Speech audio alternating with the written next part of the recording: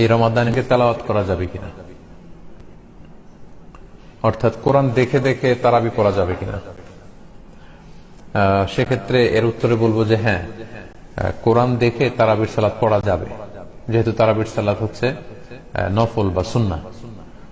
সুন্নাহ বা নফল নামাজে কোরআন খুলে মুসাফকে দেখে দেখে তেলাওয়াত করা যায়, কিন্তু ফরজ নামাজে এমনটা করা ঠিক হবে না। স্কলাররা বলেছেন যে ফরজ নামাজে এটা মাকরু হবে, এবং সাহাবাদের সময়ে খুব ব্যাপক প্রচলন এটা ছিল না, এটা তাবি বা তৎপরবর্তী সময়ে এই প্রচলনটা শুরু হয়েছে।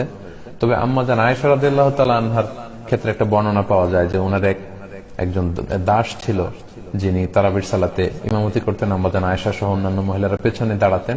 সেক্ষেত্রে সেই দাস কোরআন থেকে দেখে দেখে তেলাওয়াত করত।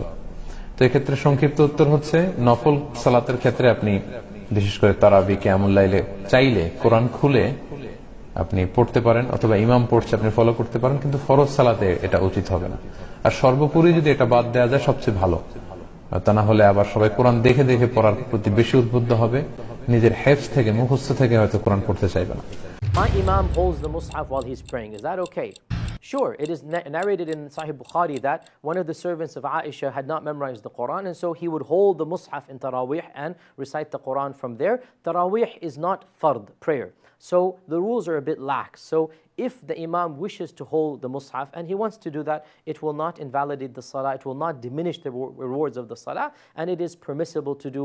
No doubt it is better to recite from memory as the way that the Muslims do, but there's no sin, there's no haraj, there's no harm if the imam holds the mushaf, and you may hold the mushaf as well in your private Taraweeh prayer.